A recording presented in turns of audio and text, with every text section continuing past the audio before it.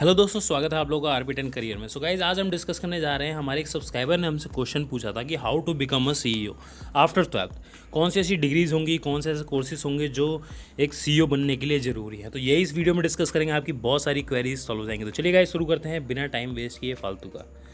So guys, सबसे पहले देखिए, आपको सीईओ बनना है तो आपको जानना पड़ेगा सीईओ होता कौन है। Who is CEO? ठीक है, चीफ एग्जीक्यूटिव ऑफिसर।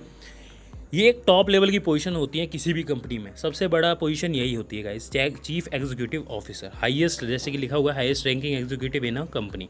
ठीक है, मेजर कॉर्पोरेट डिसीजन जो होते हैं वो एक सीईओ ही लेता है।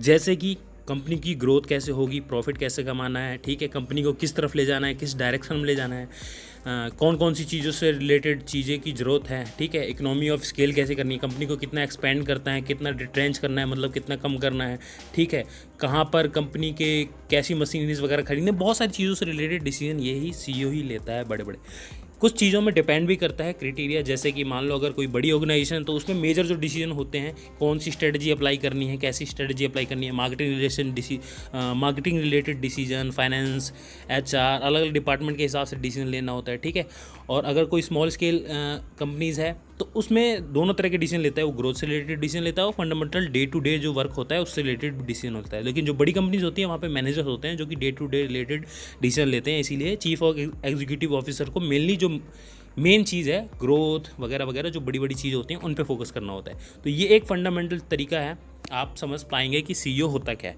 ठीक है, बेसिकली ये एक वर्क करता है मैनेजमेंट के तौर पे, जो टॉप लेवल का मैनेजमेंट है यही है। ठीक है, तो ये हो गया जी गाइस सीईओ के बारे में। अब देखना है कि आप बन कैसे सकते हैं सीईओ।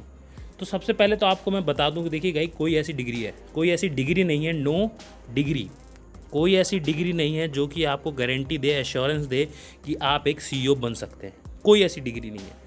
लेकिन कुछ ऐसी डिग्रीज़ हैं जो कि जो जैसे कि सीईओ जो होता है वो मोस्टली मैनेजमेंट से रिलेटेड वर्क करता है, उससे रिलेटेड डिसीजन लेता है, एनालाइज करता है चीज़ों को, फिर डिसीजन लेता है। तो उस चीज़ को सीखने के लिए कुछ ऐसी डिग्री हैं जो मैं आगे डिस्कस करूँगा। तो सबसे पहले देख लेते हैं सीईओ बनने के तरीके कैसे हैं। तो गाइज, दो तरीके हैं आप सीईओ बनने के, किसी भी कंपनी कहीं भी।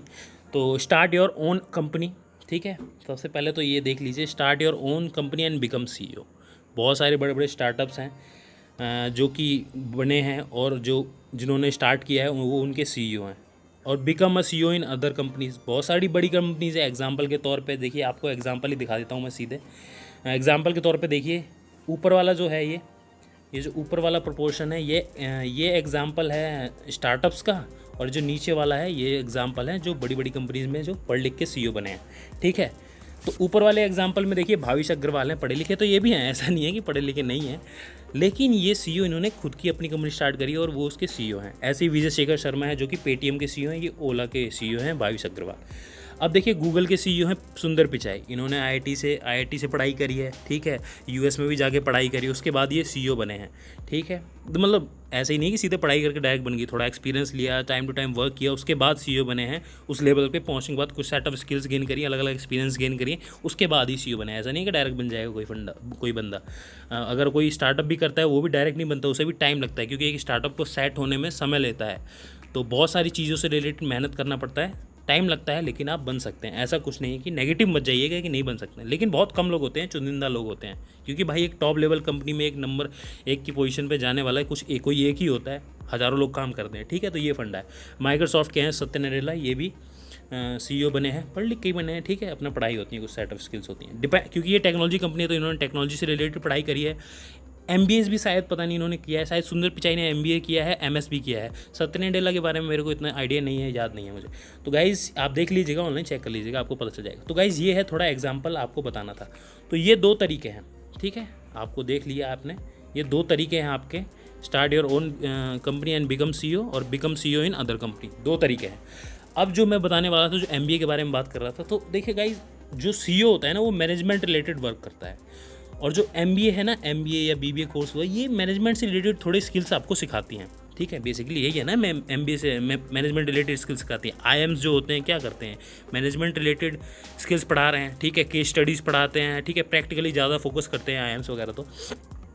तो ये एक तरह से मैनेजर बना रहे हैं, और मैनेजर ही आगे जाके एक सीईओ बनता है।